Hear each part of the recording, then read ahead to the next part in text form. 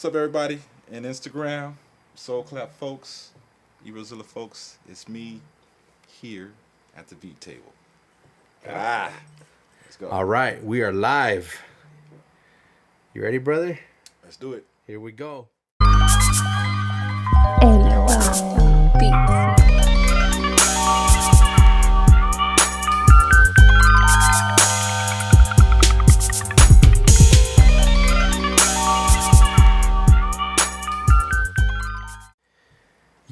Yo, what up? It's the motherfucking beat table with LEY, where we interview beat makers and producers and find out what they do and why they do it and how much they love that shit. You know what I'm saying? And right here we got...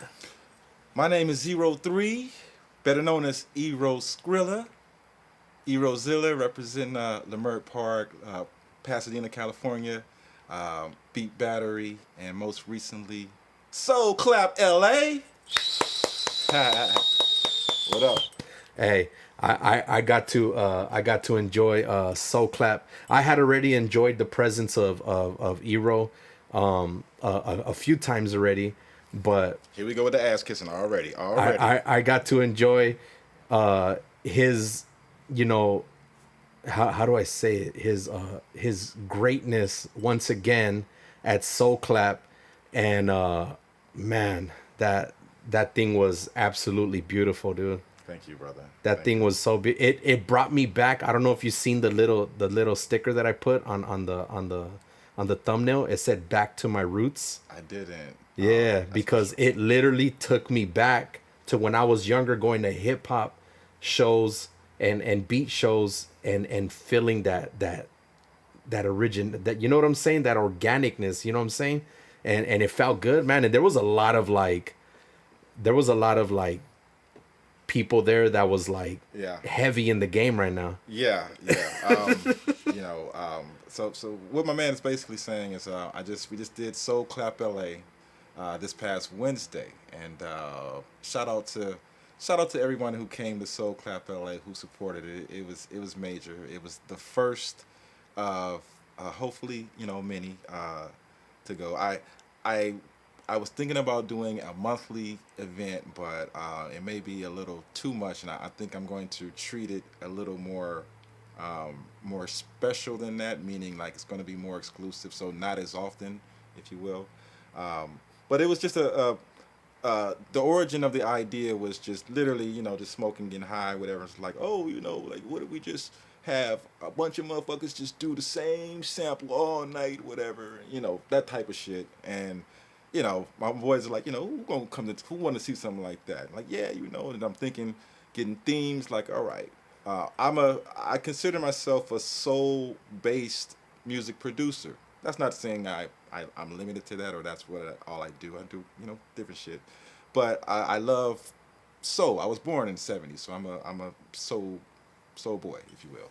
And so the idea is just to connect the older generation, who will immediately identify with the artist, you know what I'm saying, with the younger generation who may not know about these artists, to the point where, and I feel like, I'm in my 40s, we're in our 40s, so we're the middle generation right now in terms of who's running shit on earth.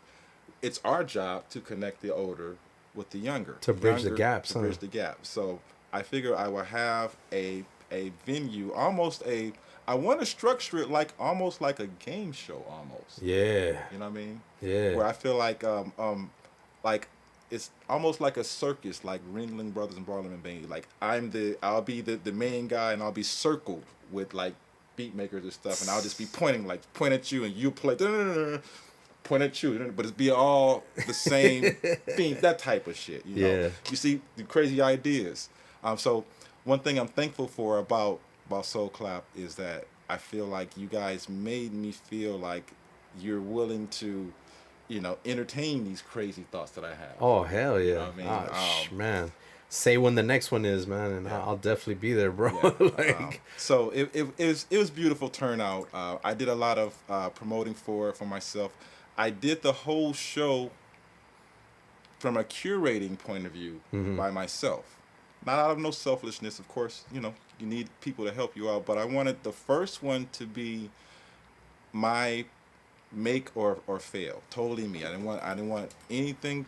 If anything didn't happen that I wanted to happen, I didn't want to point my finger at no one else. It's me. Yeah. How can I better it? Absolutely. Yeah, no So doubt. now that I've done it and I see everyone who wants to be a part of it. So now I'm like, okay, so now I get to sit back and pick my crew. Like, this is going to be your position here, and just that type of thing. Hey, the visuals guy was sick, dude. Yes. Shout out to Jukes Lee, Julian. That's my man. Culture Remix. He literally set like Yes. the visuals for every person that went on. Yeah. I was noticing like the visuals would change, and they were sick. Now dude. here's a secret about how I formulated the show. It was a pre-produced show, meaning everyone had their assignments beforehand. So he knew the type of visuals that I had in mind when I had the Bobby Womack theme, basically. Oh, and by the way, the theme was Bobby Womack that night. I assigned everyone three different Bobby Womack songs, and everyone is basically Which you wouldn't have noticed. Right, right, and that's the whole thing, because what I make and what you make not going to sound the Differs. same. Even if we try, Yeah, we can't differs. sound the same. So, and by the way, look out for the Soul Clap LA Bandcamp album that's going to be coming out with everybody's putting their stuff. It's going to be like over 40 tracks. Everyone did a whole lot. Yeah, talk about that later. Much later on. So anyway, so that's the idea of it is. It's not where you come and just do your normal set. That's great. Like, no, I'm challenging motherfuckers. Yeah, it was a You know what I'm challenge saying? for sure. You know, Hell yeah. and I'm gonna make it interactive with the crowd type of stuff. Like, if you can, like, I'll say like for the next one is be like the person will play your song for like 10 seconds and cut the shit off. Yeah. Who's the first one to know what that sample is? You can get that type of shit. So I want people to want to come. And you don't even necessarily have to come for me or for anyone. You just gonna come. You might just come for the merch. You know what I'm saying? I just want to get a Soul Clap shirt. Yeah. You know you're gonna get entertained. So, and from beginning to end, this show started at 9 o'clock sharp. From 9 to 1, I have it lined up where there's no break. Even the breaks we have in activities. There's something, going on. Yeah, that was dope, dude. I definitely enjoyed it. It was for it being it's not your first event, but it was the first Soul Clap, and like the whole thought behind it, man, it was good. Well, also, the way I look at it is I am trained to do this, meaning I coordinated when we had the Beat Cypher Collective. That was from like 2007 to 2010 in Leimert Park. Shout out Dara, my wife, putting that together. And so that sort of gave me a nice structure on how to do this and how to work with different people. I'm good with working with people in general. Yeah. Then we did Beat Battery, did the same thing with that, so to speak. So it's like, okay, now it's my turn to do it. And again, I'm also showing people how you can manifest ideas. It doesn't take a whole lot. Because just a few months ago, this was just literally an idea. Yeah. And I said, okay, what are the basic things you need to have a good show? Yeah. You need to have a place. You need to have, the sound or the system, the audio. You need to have something that's going to make people want to come. Yeah. And then you need something to make the people who are part of it, happy or whatnot. So I strategically, the artists I asked to perform, I strategically, put them together. Because if you think about it. And whose spot is that? Is that Beats Rhymes? That's Beats Rhymes Soul Productions, which that venue's a gem, bro. Absolutely. Shout out to DJ Solo. Yeah. That's his and thing. he's a dope producer too. Absolutely. Yeah, I was hearing his set. I was like, okay. He had everybody lit. That's DJ Solo. That's Long Beach finest right there. Hell yeah. Big ups to that guy. His venue's definitely a gem, dude. He actually hosts Lady Loves Loops there. He does. It's going to be a very hard spot to get in for people who want to do a venue. So it's almost like it's booked. You have to do your deposits and all that stuff like now for like which next is year a dope venue. that type of stuff. It's also in a specific area in the community. That's an interesting area. And that area's chill. Now this is South Central Los Angeles. Like, let's be real. It has the reputation precedes, especially where it's at Western and 91st, whatnot. However, it's special because a lot of us who grew up in South Central who can identify with that place. It's like going back home, but we have a different mentality now. Mm-hmm. It's not like, oh, this is just where we live. Like, no, when we're over there, we have a responsibility. Yeah. You know what I'm saying? I don't own the building where it's at, but if I see trash in front of it, I'm cleaning it up. Yeah, if exactly. I see you Be responsible. drinking outside, get your ass away, like that type Yeah, of stuff. yeah. Just as adults. So that's the way I feel like we we look at that particular space. It's like, yeah, we know where it's at, whatever, but this is ours, whatever, and you're gonna respect it. But you know what's dope? What you just said right now? Usually you go to venues and shows and you see a handful of people just drinking outside, chilling, like kind of burning the spot. Burning the spot. But you know that there's mad respect. Because every time I've been there, there's a lot of respect of people that go there because you never see anybody outside. Right. And I've never even seen any of your people like go outside and be like, hey, you know what? Can you guys please go inside? Like, nah. Everybody just knows. Like, we love this spot. It's a gem spot. And Right. we respect it. And we don't want to burn this, we don't want to burn that shit. You know what I'm saying? So that is dope, man. Yo, big ups to Soul Clap. Big ups to you. Big ups to, Solo. And it's a beautiful thing. And I can't wait for more. Yeah. But where are you from? It's a good question. But it's a collab. It's meant to be a collaboration with the whole beat music community. Yeah. And at some point, it's going to be like, I'm going to invite whole, different collectives. It doesn't have to be individuals. That's I don't want to give those ideas away because that's coming. That's coming. But give thanks and glory to God for allowing Amen this to happen that. in a peaceful manner. I feel like my shows, I don't need to have security and no armed whatever. It's like that's not the people that in our I don't see no need for that at all. In our community at all. You can see the love. Like, put it this way. Big ups to Kershawn. Big ups to Kershawn. Big ups to Kershawn because I seen something. I seen something Rick. as an older cat. Yeah. She's a very respectful young lady because when somebody comes in, she goes and introduces herself. Yes. And I think that's dope for her as a beat maker because it's gonna put her out there as like, hey, she's cool, she got a dope vibe, she always introduces herself. And I mean that I seen that and I was like, that's dope. Yeah. That's super dope. And a lot of people did it there too, but I always see her do it. Yeah. I always see Kershawn like out there like networking, like bat. Well, you know what I'm saying? Kershawn is we go through training, if you will, indirectly when you're a music maker, especially in the Los Angeles scene. So going to different scenes and different spots, whatever, not just to trying to get on, like, can I get on, but just to enjoy the folks, just to enjoy that folks. We know that, like, especially like I perform everywhere in LA, and I know people who come to the show.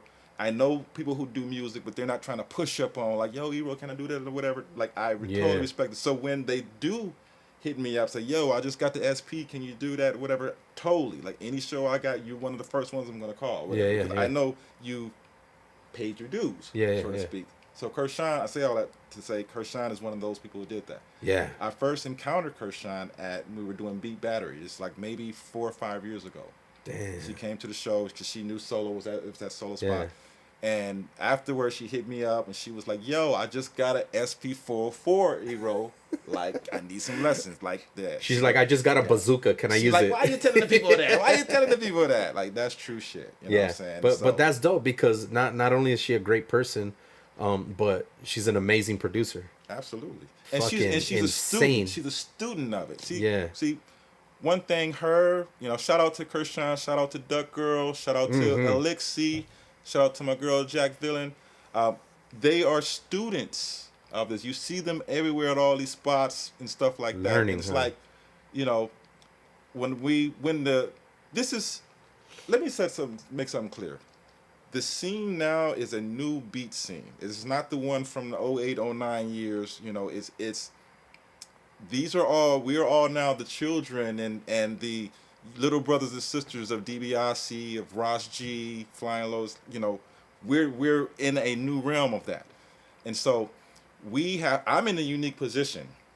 Like me and guys like Nod Your Head, like we're in a unique position because we're from that old MySpace. Yeah. You are too. Hell yeah. And it's like, you know, when the SP was brand new, like I tell folks, I don't use the SP404 anymore. I retired in 2020, right before the pandemic. It was my years was 2008 to 2020. Damn. A lot of folks who was using the SP, like, I didn't know they made it in 2008. Like, yeah, that was when you had to get it fresh, or you can only get it from Japan back then. That's dope. Right? Yeah. That's so dope. so that just says a whole lot about me right there. A whole lot. So yeah, so I respect and I want to help out students of what we're doing. You know what I'm saying? Because it's a craft. Take my shit seriously. If you doing what I do, take the shit seriously. Like, you know, that's what like, you know, I'm sorry, I don't mean to go on a rant, but you know, I'm a young person in life, but in the music scene, the beat scene, the hardware, all that shit, I'm a vet in it, and I respect people who take it seriously. Yeah.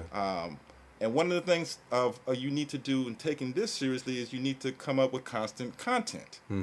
Not, you know, we musicians, you know, you every now and then you have to post a video of you making music, of you something. You have to continue to do that. So when you slow down doing that, you're gonna fall behind. Type of stuff. Yeah, they're not gonna recognize your sound anymore. Right. Yeah. And when I say content, this is not your regular Instagram, Facebook shit. Like, I don't care what you're eating, I don't care whatever. Like, your art, your craft. Yeah. You know what I mean? And spread it out. You know, it doesn't have to be. You've been using the SP since 2015, and that's all you're still using. Like, there's so much stuff now. Like, if you're not on Serato Studio by now, like, you really sleeping. Like, seriously, it's free. You know, they have the stems. You know, any song you've ever heard, you can separate the stems on that shit from now. Like, anything. So anything you've ever heard in history, you can easily put your vocals over it, or take their vocals and put your beat under it. Like, you could. It's never been this easy before in history. So I say that to say that the resources we have to make music are crazy right now. Yeah. We have so many different groups that are not just on, you know, Instagram and stuff. Go on Discord. We got whole groups of people that do exactly what you do. You know what? You know what's tripping me out, Ero, is that I've been listening to a lot of One Third and Third Child recently, like in the past, like since Wednesday. And shout out Third they Child. used he was using his phone, and One Third uses his phone to create such masterpieces on Koala Sampler, and I'm just like, how much more easier do you want it? That's where we're at. You know what I'm saying? Like, how much more easier do you want it? We're almost to the point where you can make beats just by literally like moving your eyes, like that type of shit. Yeah. Any movement you do with your body, the beat changes. And there is, you know that, right? Because I seen a gentleman on Instagram, and he can't use his arms or anything, so he has to use his nose and all that. And this guy is a beast. I'm talking, and I'm pretty sure a couple people on here have seen him. He's a beast, bro. He's in a wheelchair, and I mean, blessings to him. And he's a monster. Oh, make sure you put his info in the comments. Yeah, he's a monster on the beats, bro. And he's just like, I'm like, hey. That's insane. You know what I'm saying? Like, but I love it though. I remember old folks used to say, like, it's 1,000 ways to skin a cat, or things like that, which don't make sense in literal life. Like, who are you? What you got against cats? But what it's saying is that it's so many ways to do things. Yeah. You know what I'm saying? Yeah. So that's like when people ask me, what gear do you use? That is so hard for me to answer, because I use gear, but what gear have I not used at one point? Yeah. You know what I'm saying? And like, I'm what's your weapon? You're like, you got an arsenal. When you use everything, you realize your real tool of gear is this. Exactly. This is the common thread to everything. Your mind, so that's what I use. Damn. Ero coming in. Bars. Beat table, nigga. Hey, new album coming out, produced by LOA.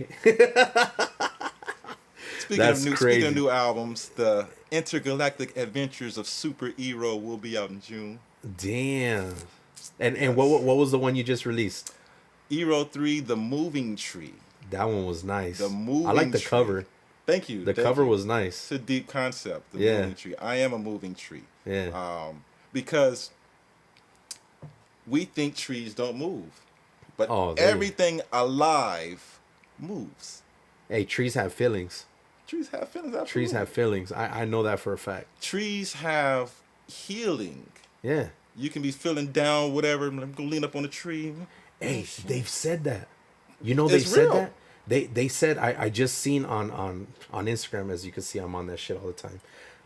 There was a thing that they Like did. I'm not. Yeah, there was a thing that they did where if you felt a certain way, you go hug a tree, and when you hug that tree, it's gonna help you emotionally, mentally, physically, spiritually, like balance yourself out. Most medicines are based from leaves or from trees. That's insane. You rub certain leaves over wounds, it heals wounds. Like that's not no So cartoon think about shit. that shit when you That's- chop down a tree next time. That's real life shit. You know, of course, we in America, you know, Fucking tree choppers we over don't have here. a clue about shit like that. Yo, All right, so now let's get the interview started. No, just kidding. that's right. I'm just kidding. Now, me and this guy will probably talk like for like 2 days straight, probably even longer. I think so because there's just so much to talk about. You know what I'm saying? And every time we did meet, I wish we could have had those conversations, but I'm glad we didn't because now we get to. You know what I'm saved them for saying? this. On the beat table. We saved them for this. But it's a beautiful thing what you're doing, man, and I'm glad you are doing it, and I'm glad you have love for music, and that everybody can vibe off of your energy, and what you're creating right now. You know what I'm saying? Well, here I'm very naked with my communication in sense. And sometimes that's not always a good thing. But I am a twice failed music producer. This is my third life in music. All right? Now, Third let me tries the explain that. charm.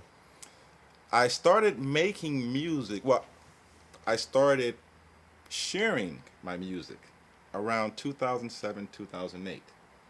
I had been making music since the mid 90s is when I started. From using a borrowed Tascam from the school. Borrowed. Yeah. Shout out to my man Kev Choice from Oakland. He Is that where you started? No, we both were freshmen at Xavier University in New Orleans, Louisiana. So where are you from? Well, my family is from New Orleans, Louisiana, both my mom and my dad. I was born here in Los Angeles, in Linwood, California. Oh, Shout out to shit. St. Francis Hospital. Shut up. Swear to God. Shut up. No Grew up- wonder we have a connection. All my kids were born in St. Francis. Grew up on Shirley and Century. Well, it was Martin Luther King now. But yeah. You look like a St. Francis kid. Hey, at one point, St. Francis was really, really bad. Really? Not. I take that back. Not the hospital or how it's ran, but I had The a friend. area. I had a friend that was a nurse there, and she used to tell me that there was so many shooting victims that used to come there because the next hospital in that area, in the Compton Linwood area, is King, Martin Luther King, Yeah. and you know, brothers used to be like, "If I get shot, don't take me to King," because it had the Killer King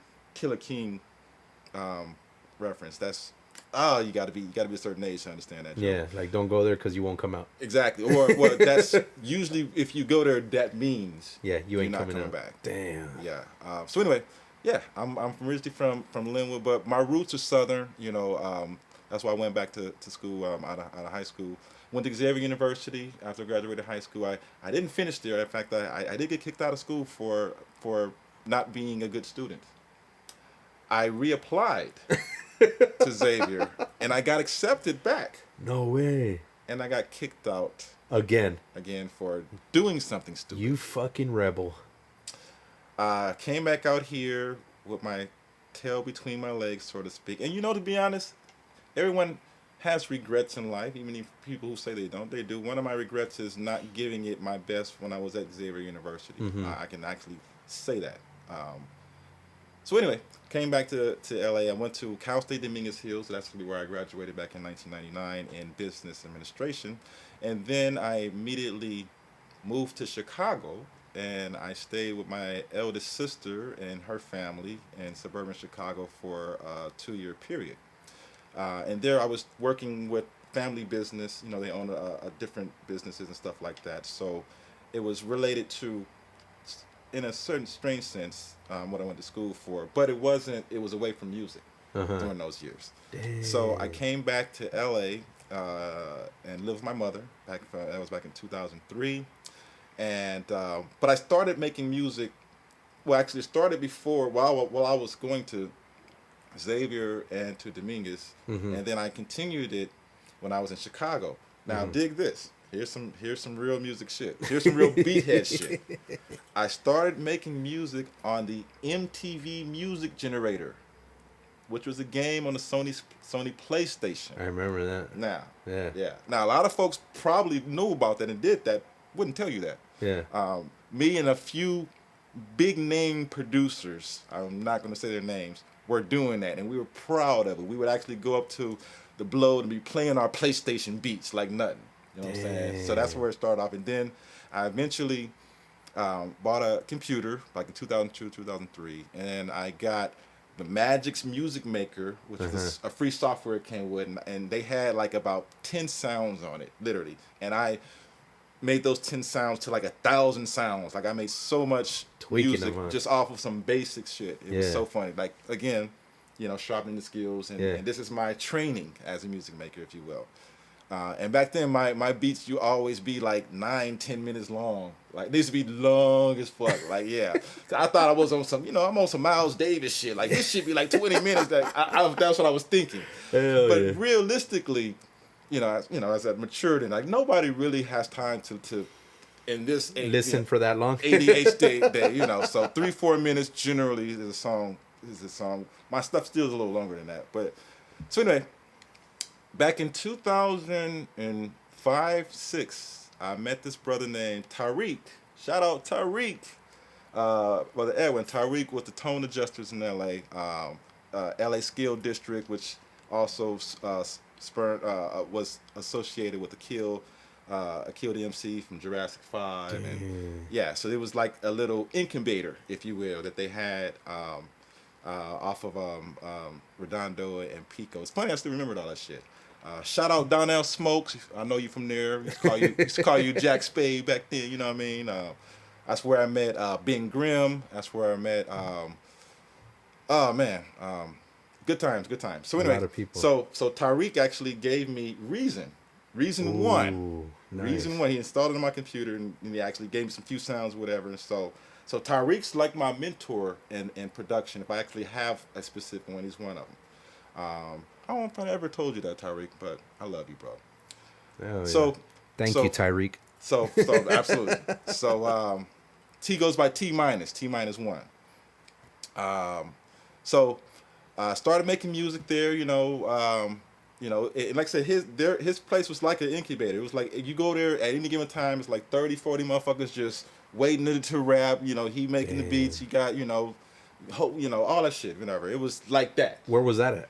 Like I said, he lived off of Redondo Avenue and Pico. I guess that's Mid City. I guess. Yeah, that area. It's over there where the Roscoe that they just closed is at, off of the Roscoe and Pico in that area.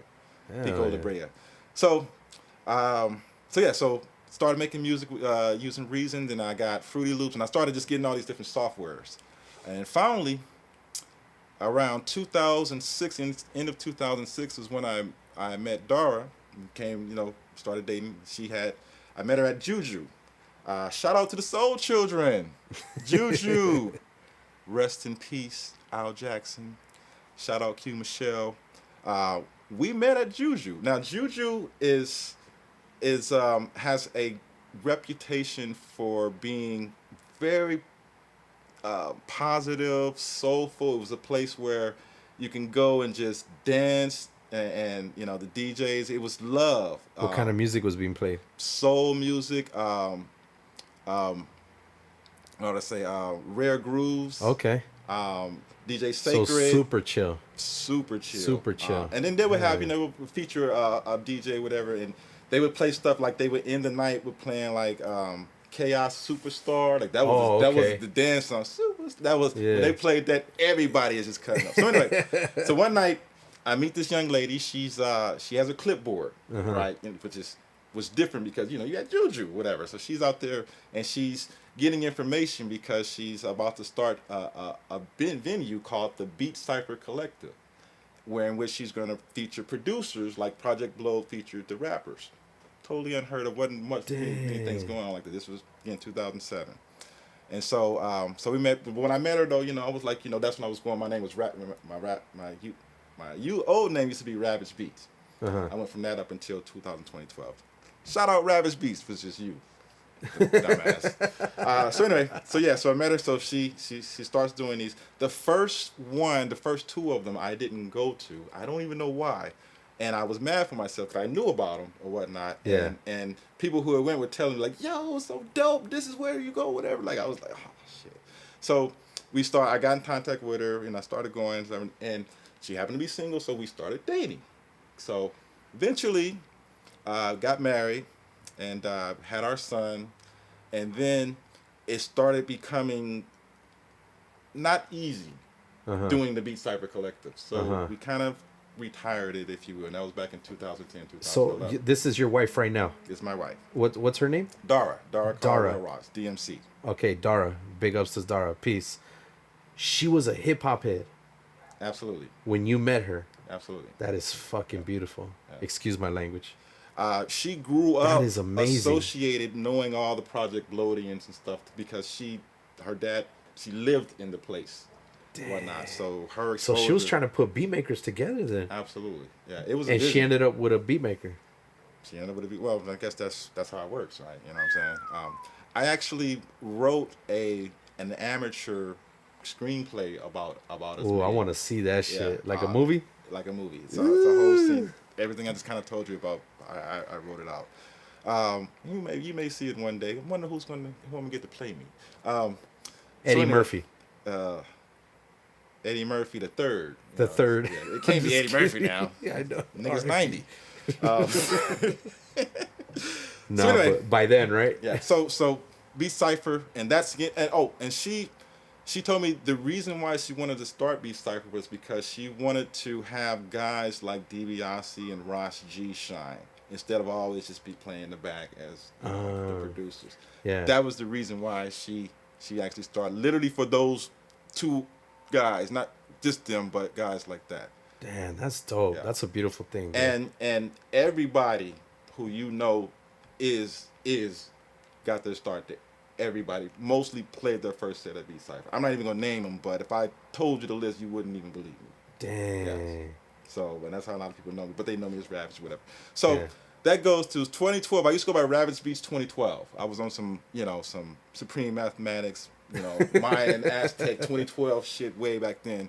Then that came past, like gotta change it. So I went by Ero3, which is my real name. My real name is Eddie Ross III, hence Ero3. Yeah, the third, yeah. Right. That's dope. Yeah.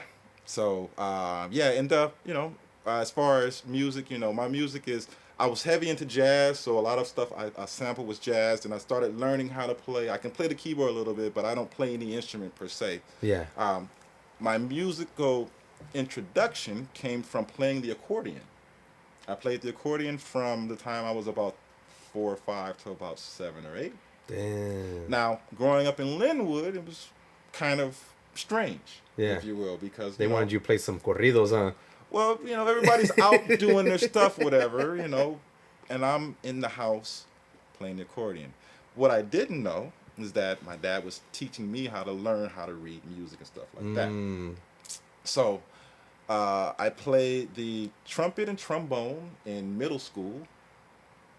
And I eventually went through like all of the different, horns for that. Yeah. And that's why, if you guys know my production, I have a lot of brass in my production. So I just met a guy, big ups to Theo Juarez. He was playing the trumpet for 18 years. Well, he still does, but he started 18 years ago, and all of his music has like insane trumpet in there. And he makes beats and shit. I just interviewed him like a few days ago. Yeah. Man, the trumpet is an amazing instrument. And they have different types. I like more the cornet, the smaller one, because I've seen somebody once like talk to you with a trumpet, like have a conversation like, Oh yeah. Yeah. like it was just insane. Like wow. Like, what'd you call That's it? funny. You don't know instruments until you see a master with it. You know what I'm Yeah. saying? Here's it. You just and okay. You guys about to get one beat table. All right, here, check this out. Because you made me just think about a story. You're gonna love this. All right, so I played the accordion when I was a young kid, and I was pretty good at it. I got trophies at it and stuff like that. And I had a teacher. I can't think of his name now, and he was a Jewish gentleman. He had the bald head, like with the hair on the side, like Gallagher, thick mustache, and the thickest bifocals I've ever seen in my life till this day. The thickest bifocals He ever. could see tomorrow. Man, I don't even know how you could see.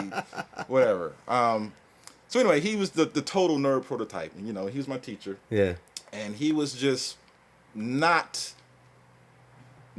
what I, not hip hop or whatever, because I was 7, 8, hip hop was baby and all that stuff. So anyway, we had a practice, and we were getting towards the end of all of the lessons, and so we're about to stop. So he was like, "All right, class, I got a special treat for you guys." And he went to his car, and he came back out with the biggest accordion I've ever seen. It was huge, and we were like, "Okay." This motherfucker starts playing Michael Jackson Thriller. Nah. Dun, dun, dun, dun, dun. We was what? Have you heard Michael Jackson yet? At that point? Absolutely. That's when Thriller was. Yeah. Yeah. Damn. And then he finished and put it back in, put the glass back, went in there. My mouth was to the ground. Like, so that's why I loved playing that. So at that moment, what music were you? How old were you?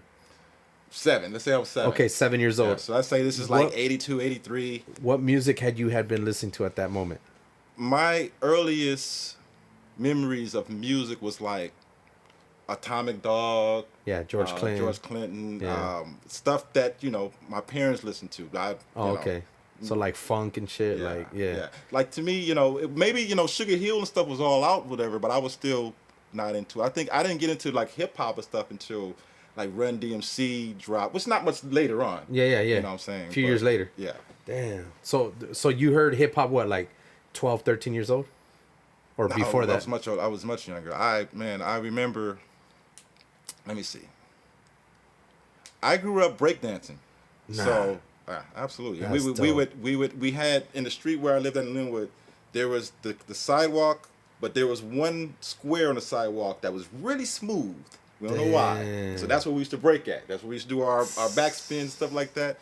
So we used to. I'm from the generation where we used to take a cardboard box to school. Yeah. Now folks don't know Under why the would you arms. take a cardboard box? That's because that's what we bust our backspins on. Yeah. So, That's yeah. dope. Yeah. That's dope. So how much later after that were you like, you know what? I'm gonna start creating. Like I'm gonna start doing my own thing. Man. Well, the single artist or song or video, in my case, that influenced me to think I can even make music was Herbie Hancock Rocket. Dun, dun, dun. The video was insane. Like, what kind of drugs is this nigga on? Have y'all ever seen the video? It's like hands coming out, feet, mechanical shit's walking. Like, people would know how it was Ahead of his time, huh? And then you see the video, he's controlling all that stuff while playing the music. Like, That's insane. Yeah. And it's Herbie Hancock. Herbie Hancock. That's my Rocket. Rocket. I'm gonna have to check that shit out because I know who that is. I never seen the video though. Yeah. Yeah. You know, everyone knows the song once you hear it. Yeah. Like, oh, instantly. That was the B-boy song back in the day. And like you getting into making beats. Like what was the process on that? Like how did you get going with that? Well, at first it was just purely sampling. Like I said, a friend of mine had a Tascam 4-track, and from the school. And it actually only had 2 working tracks. Like one was busted. We would use one to record the raps, and one for the drum beat, and one for whatever sample we had. That's dope. Absolutely. And remember we were making mad tapes and stuff like that. You know, I used to like do my little raps, whatever I had so many rap names. Like I used to go by All Star One. 'Cause I used to have this Houston Rockets hat that had the Yeah, star the on star. it. Yeah. So folks was like All Star. You know, so I went to All Star. So were you already creating beats at that time, No. or was your homie? My homie he was definitely doing it already. I got the idea from him because he was doing it in one day. What's his name? Kev Choice. He still goes by Kev Choice. He's actually Kev Choice. Big up Kev Choice. voting Grammy, voting on a Grammy committee and all that stuff. He's dope, multifaceted. He's a pianist, classic pianist, everything. Trying to shout out dope. Kev. So yeah, so one day he kept it in my apartment. Right. So obviously he leaves. I'm like, oh, what's this? This what this do? This what this do? And so I learned how to sample using this because back then the Tascam would let you sample for a certain like I think it was like 8 or 7 seconds or something like that. Damn. That's how much. So I would go You're like, find that's gotta all I find need, the huh? records or whatever, find the right records for like no whatever. So every sample I would have to be like 7 seconds and loop that or whatever and then start chopping that up, whatever. But so that's where it started back then, like just as a student. But it started, like I said, I didn't get serious about it until MySpace came out, and I'm noticing all the homies posting their shit, and people are just hitting it up and stuff. And I start posting mines, and you know, Start getting feedback and shit, huh? following these people, and you know, Yeah. my friends, and top 5 on my page. Remember the top list on MySpace? You gotta have a top 5, top Yeah. 8. You had to have a top 5, top 8. So you go to somebody's dope page, and you see your shit on there. Shut the fuck up. Remember when folks used to spam your pages with their music? Like you go to, yeah. everyone had the comments at the bottom. You would go to someone's pages and somebody else's music would start playing over this shit. Like MySpace was a trip, y'all. Like if y'all too young, I'm sorry. That was I remember that shit, bro. Like you definitely wanted to put your shit in. If somebody heard your shit on there, you were like, hell yeah. it taught you coding in order to put those fly backgrounds. Because you stuff, had to do whatever. it yourself, huh? You had to do it yourself. You had to Yeah, I go remember and, that shit. and copy them long ass codes, paste that shit. You had to do all that shit. You had to, there was a certain level of intelligence you have just to even have these profiles back in the day. You know what I mean? Yeah. And then that's why I was slow to get on Facebook. Facebook was boring as fuck in the beginning. I'm like, what? Like you can't even design the page. You can't even have music. I'm like, what? Like what's the purpose? Like type of shit. Yeah. You know? That's crazy, dude. Like, so what influence? Shout out Zuckerberg. I don't mean that personally. Facebook stuff. Facebook stuff. You know. So what influence did you have, like, as far as like seriously getting your shit out there? Like, what motivated you to finally be like, you know what? I want everybody to hear my stuff. I want to get super serious. Well, that's a good question. So like I told you before, I have multiple lives in making music. This third one that I'm in my opinion, started just about a year and a half ago, per se. Now, I went through a period where I started an indie label called Zypher and Label. Shout out Abstract Butterfingers in Bella. And we started in 2012. From 2012 to roughly 2019-20 is when we kind of archived it. And we were hot. Like this is me and this brother. We made our own music, and we executive produced a lot of different underground artists. We did about a new project every 2 weeks. Yeah. For about a 2 or 3 year period. Damn. Yeah, we was hitting them. It was coming out, and folks was lining up. Look, because we were like on some. We were Zypher unlabeled. We're not a label. Yeah. We're the opposite of a label. Yes. We don't care about sample clearance and shit like that, whatever. So it's like folks were like, you just we're not to... saying give us your top shit. This might not be your Stones Throw album or you know, this ain't your Alpha Pup album, that type of shit. You know, just some little underground shit. And honestly, the reason we did it was because we had these multiple personalities in music that we wanted to get out, and we wanted to fool people to think that it was all these people. And we did that. Yeah, I have like about 7 different 8 albums. People have no idea it's me, but they were like, oh, this is dope, whatever. And so I would create a persona for them. One of them, I'll share one with you guys because I've kind of retired them. But it was an artist that I called Dr. Philipponia. You're actually going to hear Dr. Philipponia later today. Nice. And I had about 3 or 4 projects under that, and it was just some throwaway beats, like the shits that didn't make the Erozilla album. That's crazy. Then I had one where I would sample only movies, epic shit, movie shits, whatever. That's it. Like Uh-huh.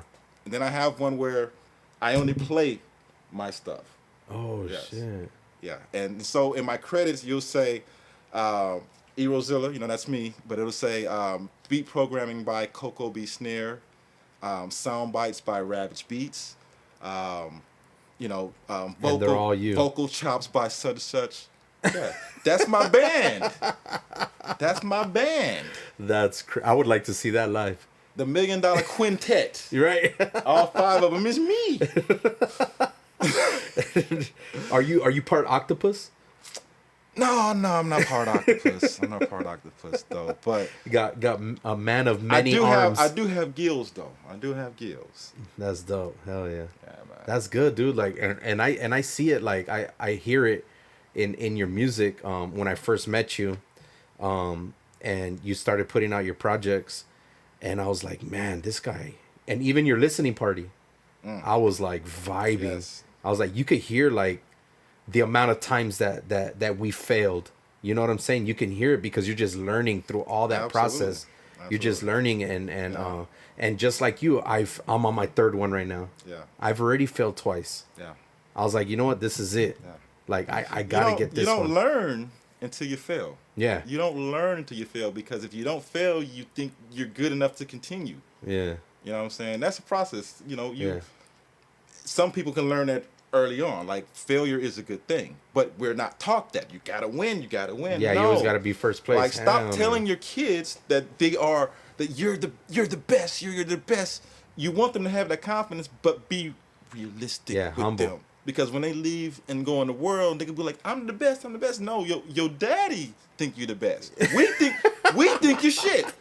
You know what I'm saying? And your daddy is 3,000 miles away from you. That type of shit. That's the real right there, because you go into the real world and you're not as beautiful as they told you were, or you're not as great as you thought you were, because you weren't, and let go to venture out on your own, and figure it out. And again, the only way you're gonna learn is bumping your head. Yeah. People can tell you that you're not supposed to stick the fork in a socket. They can tell you that, but until you feel that fucking electricity, that little jolt, that shit don't till really you feel resonate. that jolt, you're Exactly. like, oh man. Hold on, I'm gonna get a drink for you. Want a drink? Yeah, of course you do. Yeah. Yeah, so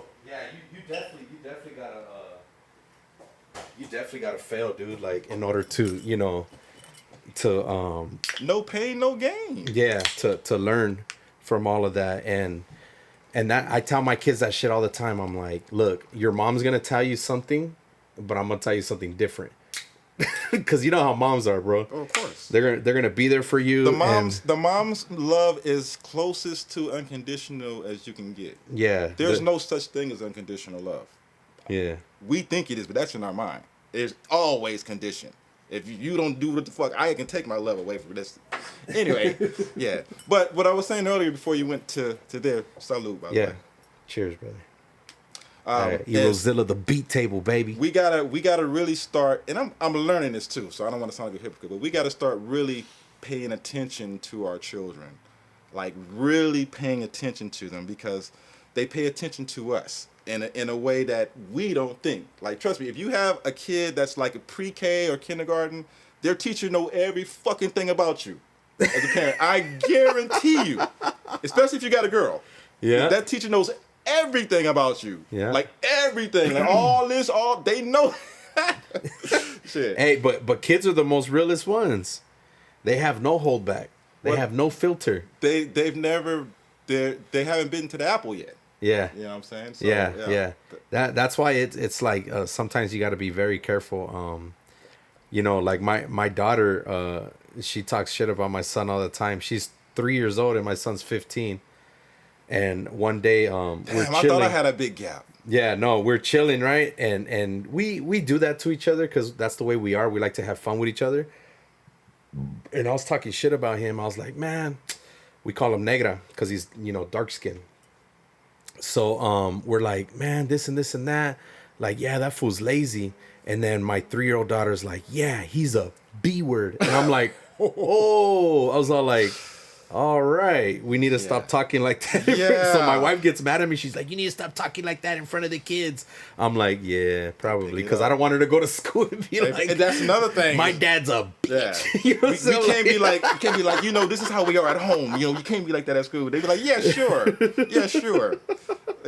But that's a beautiful thing in the kids as well, man. Like they're just so, when you're close to your family, like you just want to like, be involved in everything that that the adults are doing, the teenagers are doing, and if you have babies, like they want to be right there, saying, sponging everything that you're doing. It's so hard at being a father, a conscious father in today's world, because we're at a catch 22 for everything. It's like, why do we have to give raise our children like young adults? Why do we have to do that? Yeah. Why do I have to have conversations about this or that when they're kids and innocent? Mm-hmm. But the flip side of it is you cannot not have that conversation with your kid.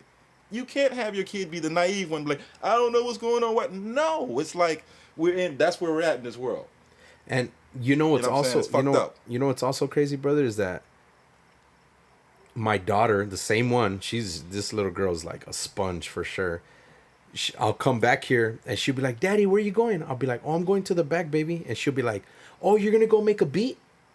And I'm like, how the fuck? Like how do, like they're so like aware. Like, what, you about to go make a beat? What you going to use, that Warriors? Which one? Yeah, like she knows everything. She's like, okay. Sunshine or Third Eye? Which one, Daddy? Like, yeah, and she's like, can I go make a beat with you? I'm like, hell yeah, shit. Yeah. Roll up! I got two keyboards. Yeah. You know what I'm saying? Like, and now the thing about the music and the art is, they have, unfortunately, they don't have a choice. It's going to be around them. Yeah. What I'm very grateful for is that my children like my music. Damn, that's dope. Yeah, my daughter too. In the morning time, I bring them both to school every morning, and in the morning time, it's like I'm always playing my newest beat that I've done for them. Yeah. And I got to get their criticism. Like my son is like, Dad, that ain't it. All right. Yeah. I look at Deanna like that. No, that ain't. Okay, damn. So when I get home after drop them up, I know I got to switch some shit around. Yeah. You know what I'm saying? I'm like, that's all they listen to is my shit. I'm like, and I told them, like, y'all gonna have a very unique ear when you guys get older. Yeah. I'm trying to introduce them to the shit I grew up on and 90s, the golden age hip hop and all that stuff, whatever. But because I'm so much in my music, it's like I'm bombarding them with their music. How old is your oldest one? 13 and 5. So your 13-year-old a boy? Boy. Okay. Does he listen to now music? No. And that's because you won't allow him to. No. He just doesn't like it. It's like this. My son and daughter are ice and fire. Yeah. My son is so stoic, just whatever that. My daughter's the just guy, like just the quick emotions. And so he is like, getting something out of him, trying to find out, like, what's your favorite song? Oh, I like them all. Like, well, what do you like specifically? Oh, I like this. Well, who's your favorite artist? I'm like. Gotcha. You know what I'm saying? Yeah. So what does he listen to? I mean, besides, you. My son has an amateur profession that a lot of new generation children have. When we were growing up, it was just fun, but in the future, it's actually going to be a real profession. Mm-hmm. And it's called a gamer. Mm-hmm. Right? So he's like my son. Now, funny thing about us is we think gamers, haha, games. No.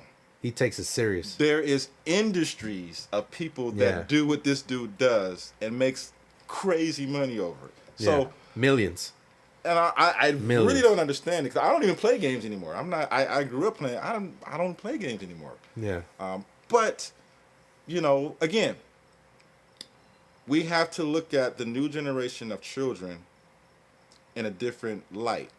Yeah. Like, you see your kid growing up and you're talking to them, or they're doing something, but they're like, you see them spacing off or something like that. Right? Traditionally, hey, what you doing? Whatever. Yeah. Now you got to be like, oh, what is it you see? Like, like, what's he looking at? Shit, I want to see. Let me get in. You have to be that way, because you don't know what the fuck they see now. Like, he sees he sees waves or some shit like that. It's, you know, so we have to Yeah. make an attempt to tune in to their world versus the Might help traditional. us out. That's how we learn it. Might help us out. Now, what I've learned, me personally, is my son and my daughter, they are the male and female part of me. And when I'm yelling at them or upset at them, I know it's me I'm mad at. And Yeah. it's usually some shit that they do, that they've done, that I know I've done. Yeah. So it's almost like, let me go look in the mirror, because that's what it really is. You know what I'm saying? So Yeah. it's just owning up to knowing your flaws and knowing what you're good at and knowing what you're not good at. And if you're lucky, you can find a partner who can complement that. Yeah. You know what I'm saying? Like a person, when you get upset, instead of making you upset, they know how to calm it down. And at the flip side, when your ego is out of check, they know how to check the ego and inflate it back down. Like, Yeah. motherfucker, you ain't all that. They, you know, they got ways of showing you that type of stuff. Yeah. So And speaking of getting to know yourself, what makes Erozilla? what makes Erozilla? Well, I know that this is gonna sound crazy, but you know, we don't all live. We're not all gonna be on this earth forever. A year and a half ago, I had a stroke. Oh shit. Not a TIA, a little stroke. I had a full stroke. Damn. Had to relearn how to talk, walk on a minor level. All that. So anyway, and I believe it was because I had took a certain vaccination. There's a lot of reasons why I believe that, but I'm not going to say that to be Yeah. true. That's why I'm not going to say any names. So anyway, in my mind, whether it happened or not, I saw my mortality, if you will. Yeah. And I know that brother ain't gonna be here forever. Yeah. So if that would have been it, I had so much music that was stuck in my computer and stuff that would have been gone. Damn. No one would ever know. All the stuff that you hear now, gone. So when I make music now, I know that I'm making it for the next generation. I make music for my children and for their children and for their children. I haven't met them yet, and they're not whatever, but I know that's why. Here's a quick story. My sister told me this story. There's this guy who owns a Jamba Juice business now, but he inherited from his parents and grandmother.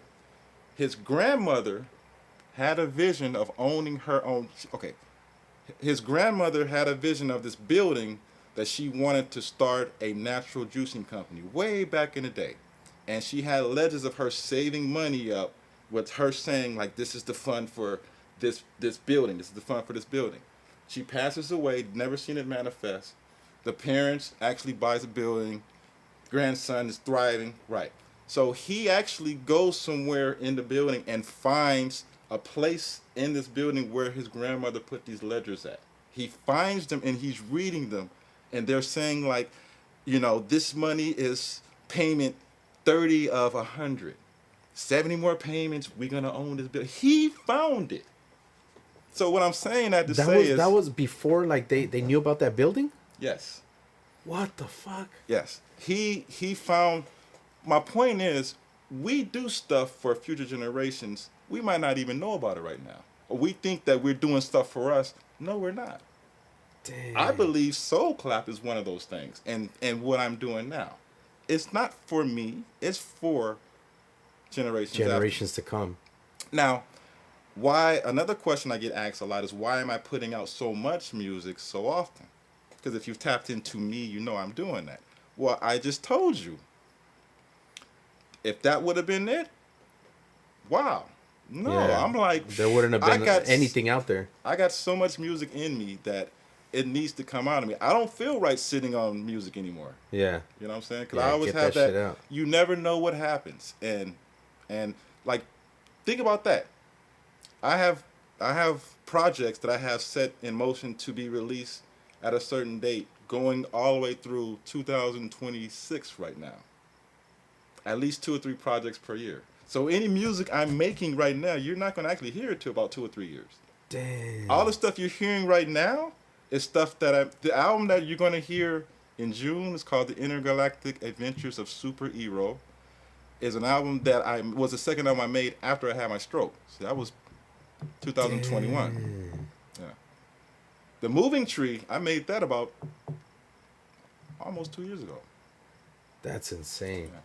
And all my projects are full, 24 tracks, 5-6 minute songs each. So, yeah, I'm like, so I don't understand. Do you have too much time on your hands? I don't understand when people be making 1 minute tracks and 1.5 minute tracks on albums. I'm like, bro, that's not even half of a riff for me. Yeah. You know what I'm saying? In Yeah. general. Yeah. Now, of course, if I'm doing beat challenges or stuff like that, 2 minutes, 1 minute, yeah, I get that. You know, Yeah. whatever. Oh, sorry, Instagram. That's yeah, you can see how your stuff changes up. Like in your beats, it changes up nice. Well, you know, the best way I can describe it is, I have a start time and an end time. Uh-huh. I know that from the beginning. So it's like puzzle. What can I put in there? What can I put in there to fill Yeah. the spaces up? You know, so put this riff in here. Damn, I got more time. Maybe, what if I slow it down, which will stretch it out? Ooh, that takes the time. All right, cool. Yeah. And it's like, no, wait a minute. I wanted to include Chop and screw that shit. those horns in there. Well, fuck. Let me put it back to the time. Put the horns in there. Stretch that out. Oh, all right. Let me listen to it. So, you know, that type of stuff. So it's a formula. You know what I'm saying? It's when you work in your craft for a long time, you have a template. Yeah. To where it doesn't matter what it is you got or where you got it from. When you put it in the machine, you know, that's my brain. You know what I'm saying? So, If I was to give you a blank check, right, and you could go to any website or Guitar Center, what piece of equipment would you purchase? Give No, me you don't one want it to second. move. No, you don't want it to move. Okay, I don't know why it does that shit. Trying to get my soul clap folk back up. All right, just me. I guess I am. I would probably. What I really want is I want a Moog motherboard, which I only know a couple of people who have that, and they won it in the competition because I don't have like $3,400 for something like that. Is that how much it costs? 3,400. That's how much I've seen a used one go for. Dang. Okay, that's not bad. But yeah, it's like just a master synthesizer, Yeah. that has keyboards where you Yeah, can the Moog, right? manipulate the sound and Yeah. just that I type of watched a stuff. documentary on the Moog, Yeah, how it was created. the guy who and- created just passed away not long ago. Yeah. But yeah, it was crazy. Okay, so Moog. So you like synth shit. Well, I'm a sound guy. I'm not just in music. I just sound. I can sample Yeah. any sound. Yeah. And on the topic of sampling, here's my philosophy on it. Everything you hear is a sample. No Yeah, one is yeah. creating an original sound. So, to me, it's not about if you are sampling or not. It's about what it is, of course, you're doing with it. Yeah, and yeah, that yeah. itself is the art. You got to make it sound nice. Absolutely. Yeah. Now, why do I sample? Well, I sample because I want to connect people. Yeah. If I'm sampling older music, that means that older people may gravitate towards it. Yeah. You know what I'm saying? While at the same time, I'm teaching young people who don't know about this older shit. You know what I'm saying? You can't do that just by playing music or whatever. You need some references. So Yeah. it's historical. Yeah. So and that's what's so special about sampling in hip hop. Hip hop started from not having shit Yeah. and taking shit that's just laying around. Yeah. Right? How beautiful is that? That's dope. And that goes to the next question. That goes to the next question. If you were giving a plane ticket to any place in the world Oh, wow. to work on your album, where would that place be at?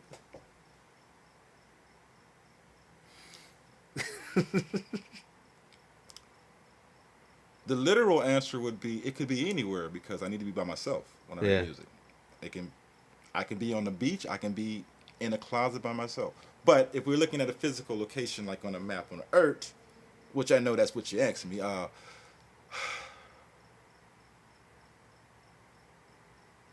would say this is gonna sound strange. Either Seattle or Minneapolis, Minnesota. Yeah. Got to go to Paisley Park. Got to go see Prince where Prince operated. Nice. Seattle is where a lot of greats like, Jimi Hendrix, Quincy Jones. It was like, and something was going on in Seattle, music wise, back then. It's just, what is it? That's dope. Ray Charles, like, that type of stuff. Or South Central Los Angeles in the 1950s and 60s, Central Avenue. You go back, huh?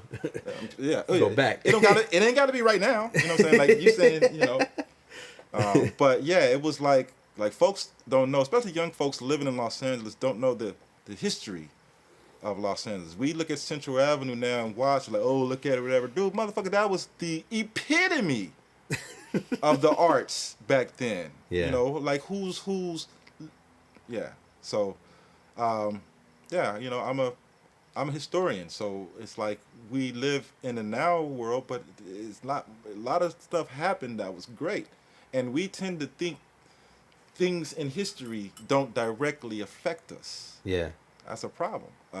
We tend to think things that's happening on the other side of the country or in different communities don't affect us when it has a direct effect on us. Yeah. You know what I'm saying? No, I agree, man, for sure.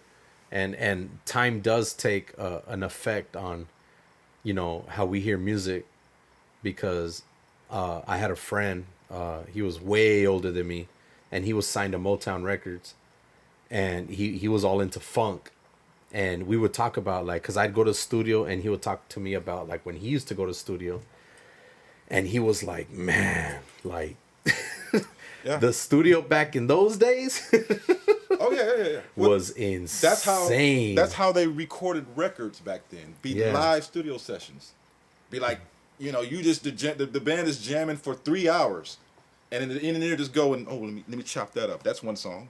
Yeah. Chop that up too. So that's how the albums are created. It wasn't like we're gonna go create a song. It's like, no, just record and just start playing, motherfucker. Exactly. Like, we'll get some Feel shit that out shit. of it. Yeah, vibe You know out. what I'm saying? Like boot camp style. Dude, that's another thing that is not really happening anymore, and there's a lot of reasons for that, is the boot camp style in which people made music. Like in Motown, motherfuckers lived in the same apartment building for 3-4 months at a time. Yeah. You know what I'm saying? Like 30 rooms each. You walk into any of them, you recording somebody, like that type of shit. I know Dreamville had that a few years ago, and that shit was dope when they did the Revenge of the Dreamers album. Because with J. Cole had like everybody like just in this room for like this apartments for like about a month or so that they were doing, and that shit was fire. And you can hear the fucking love and fun that they having in the song. Like you can hear that shit. Yeah. I'm like, we don't have too much of that anymore. No, and I've told people, like, when I work on music, like, I have old friends that live in like different cities and states, and I'll be like, man, you guys should come to my crib for like a whole week. Yeah. So we could work on some shit. They're like, nah. You gotta you gotta live. You Yeah. gotta live together sometimes. Sometimes you gotta wake up and be like, oh, what okay, you ready? What's on the agenda for You today? ready? Yeah. I had hell this yeah. idea from last night. And not worry about anything else. You know what I'm saying? Like, not worry about like what else is gonna happen throughout that day. Like, nah, it's strictly music. You didn't have to worry about any business side of it. See, that's one thing that the artists of today have to deal with, is you have to be your own business person. Yeah. You know what I'm saying? You have to Make be sure your you own make the right manager. moves You and have all to, that. it's like you can't rely on this person do that and this person do that and this company do that and this company do that. They may do that, but they're gonna want this. Hell So yeah. I decided that if I do everything on my own, I can put my own music out on the streaming services or whatnot, Amazon, with all that stuff. I can do Bandcamp, whatnot. I might not have the big marketing companies that's pushing me out everywhere. That's fine, whatnot. I have a core of people who support me, a very small core. Yeah. That no matter what they'll support me, and that's good or whatnot. Yeah. My goals in music have been, and always has been, very modest. Yeah. Like, I just want people that are not where I'm at to enjoy my music. People on the other side of the world or whatever to even just enjoy it. I don't have to have the lights, cameras, and shine and stuff like that. Yeah. I want to make enough money, enough bread to support whatever I'm doing. Yeah. But it's not to get rich. I don't have anything to floss. I don't care about any of this stuff. I'm naked as far as I'm concerned. Yeah. you know, it's and my music is naked. It reflects the music you hear that I make reflects what's inside of me, and Yeah. that's why it's so much music coming out. I have a lot fucking inside of me. You know what I'm saying? That's why it's coming out in abundance. That's dope. You know, yeah. And it's a beautiful thing, bro. Like, I fell in love with music at a very young age, from hopping in the backseat of my dad's lowrider, you know what I'm saying, and listening to oldies and funk, and I'm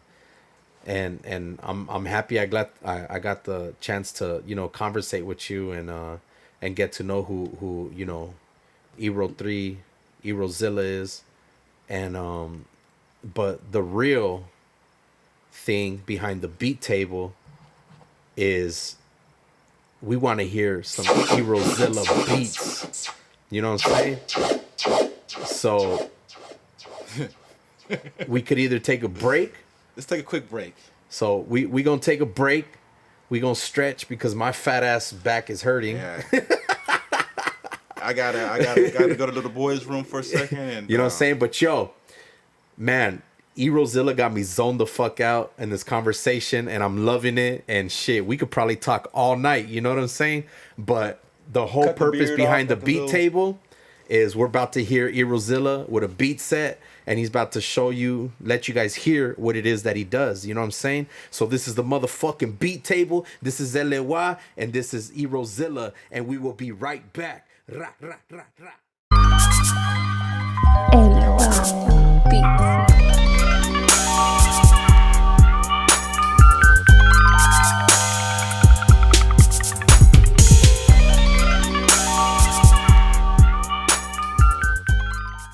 All right. Say what's up, LAY. Yo, what up, what up? Live with Soul Clap. Nobody on yet, but you know. It's all good. All right. So yo, what up? Like I said, we are back with Erozilla. Yo, this is the motherfucking beat table, and this is why I did this shit. I not only do I want to know who the beat maker, the producer is, but I want them to show you guys what it is that they do. So Erozilla, por favor, I'm show just gonna us. get Let right us hear. into it. Y'all done already heard me talk to. Oh wait, I'm sorry.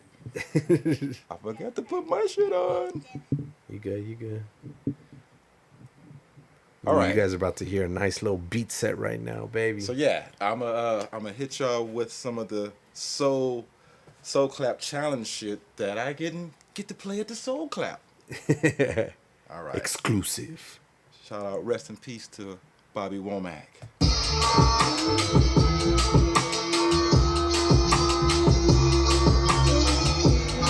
Oh, definitely need this.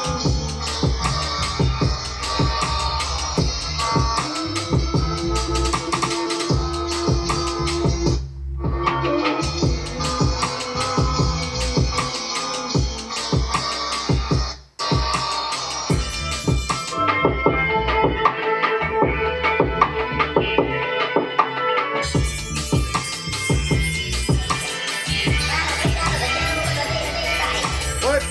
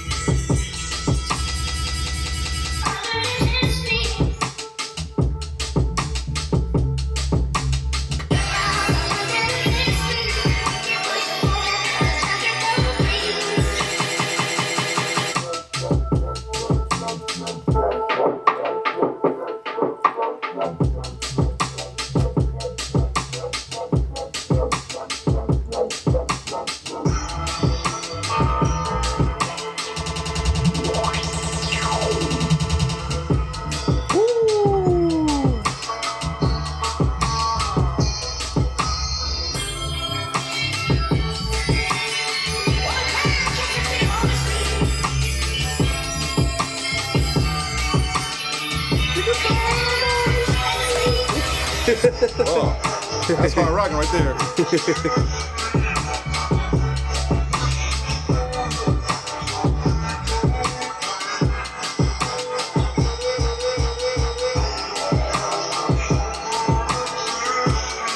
What you know about the Chaos Pad?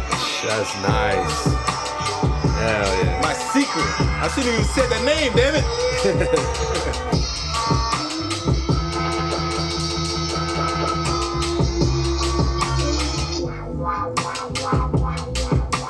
Oh, I can't make it wavy on y'all.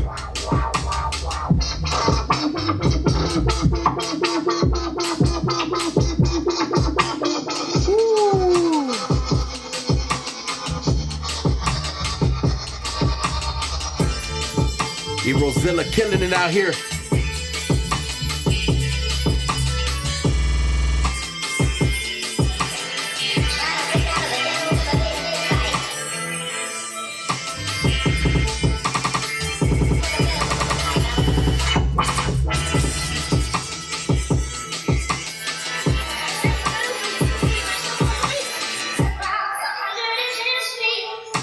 Ironically, I grew up on 108th Street. Yeah. Yeah.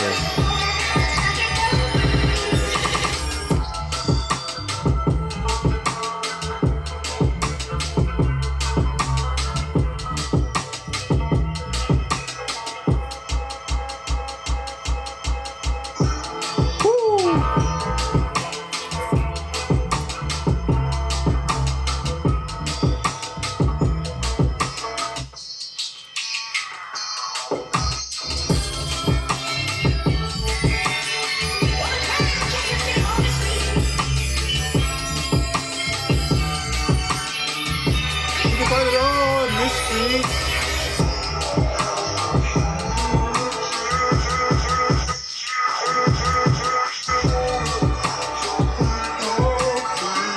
Like, this song is so good. Hell yeah, 110th that Street, shit's man. nice. Bobby Woe is a motherfucker, y'all.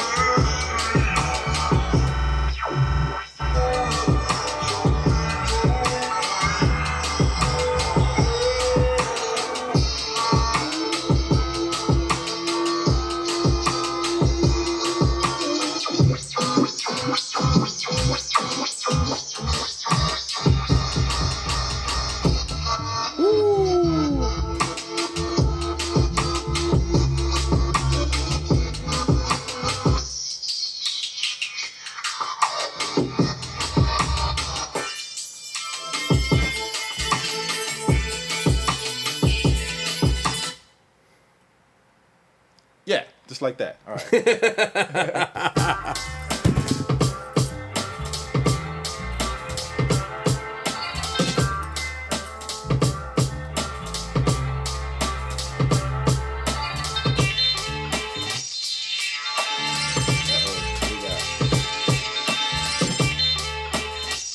have to run that back.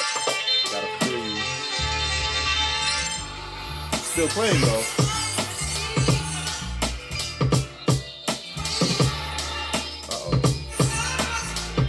Probably when they hit it right here.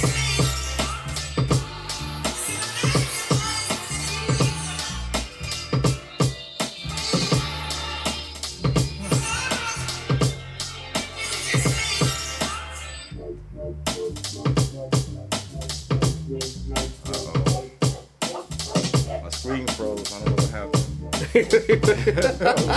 shit. It's that fire shit. Erozilla screen froze. It's that fire shit. Only at the beat table, baby. Woo!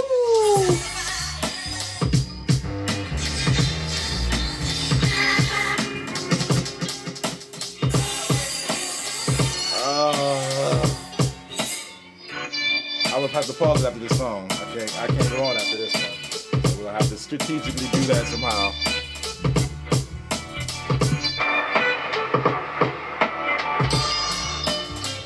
That one's nice right there. I like that one. I've heard that song. That's that. Wait until tonight. Yeah. Not exactly the way it's supposed to be, but this is good now. Still murdering it. Still murdering it.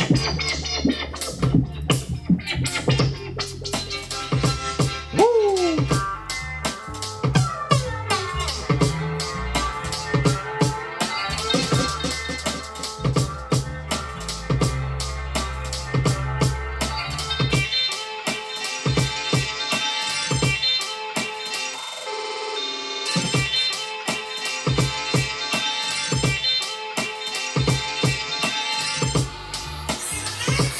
that bass line. That bass line is nice. There you go. Hell yeah.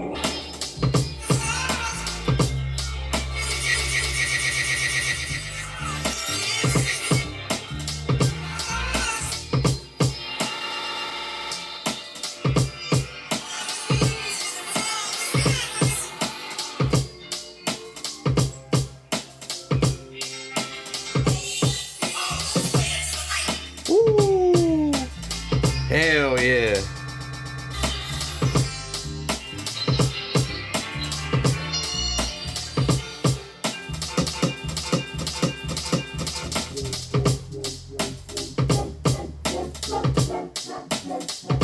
I'm gonna be honest with you guys. My computer screen is frozen right now, so I might have to pause it after this Hey. song before I continue. This is how sick I don't know how Erozilla it's is still though. playing, but This is how sick You know what I'm Erozilla is though. His screen is frozen and he's still able to perform. Ladies and gentlemen, this that's motherfucker what the I'm at fuck the I'm beat talking table, about. goddammit, I'm That's at the what the beat fuck table. I'm talking about. Frozen screen and still could perform I ain't this gonna let you shit. down, Ero. I'm at the beat table. I'm like, come on, baby. I gotta probably reset her, you know, that type shit.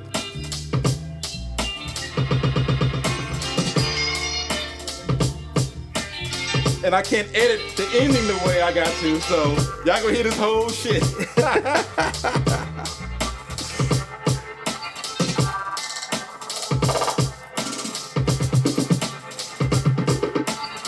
Oh, hell yeah.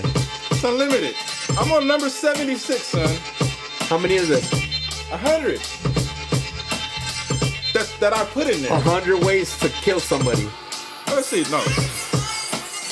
Yeah, it goes over at 100, but yeah. Nice. What's the 100 one sound like? No, I haven't let the public hear that one yet. You're like, I'm barely at like 1 to 76. I got, yeah. Well, like, you know, the first 20, you know, is the default ones, and then you get to put your own in there type Oh, of shit. you could memorize your own? You can put your own in there. Oh, shit. Yeah. You can loop the shit. I can loop. I ain't telling you, motherfuckers. This motherfucker. You think it's slick? I almost try to get you guys the secrets. I almost try to get you guys the secrets. Amen. A few minutes later. Again. Yeah. No. Hey, so guess what, guys? We're definitely gonna have Erozilla back. Yes, I'm gonna have to. We're definitely gonna unfortunately- have the Erozilla Not back. gonna say why, but we're gonna have to wrap this up. The first time I met Erozilla, I purchased these tapes Look at right that. here Look at because that. I love Put collecting. this over here. This one. I want the two people there to see that. Look at, I love collecting hip hop shit, and I don't care if you're famous, right? Famous, right? And I don't care if you're like just doing it for the love of music. To me, this is a collectible item because you put your heart and soul into it. And in my eyes, you are famous. You know what I'm saying? Because you took the time out to make these, man, the artwork, and I haven't even heard them. Well, I mean, I heard them on Yeah, they're all digital. on Yeah, digital, they're all but I haven't heard these. Yeah. You know what I'm saying? But And the thing about cassettes now is, you know, obviously, a lot of people don't have cassette players or whatnot. So Yeah. that's not the real. It's just the physical thing that came out of me. you know what got would it. happen if I played this and it fucked it up? I'd be so pissed. I'd be like, I Yeah. shouldn't have listened to it. I knew Yeah. it. But thank you very much. I appreciate your time and your support. You're welcome. And you know that you have Beat Table's back. We got your back in anything that you do. And this is the motherfucking Beat Table, and we are out. You know what I'm We out saying? this bitch. LA, Erozilla, let's go. Eros, Ra, ra, ra, Ero ra, ra. tres. Ero tres. LOL.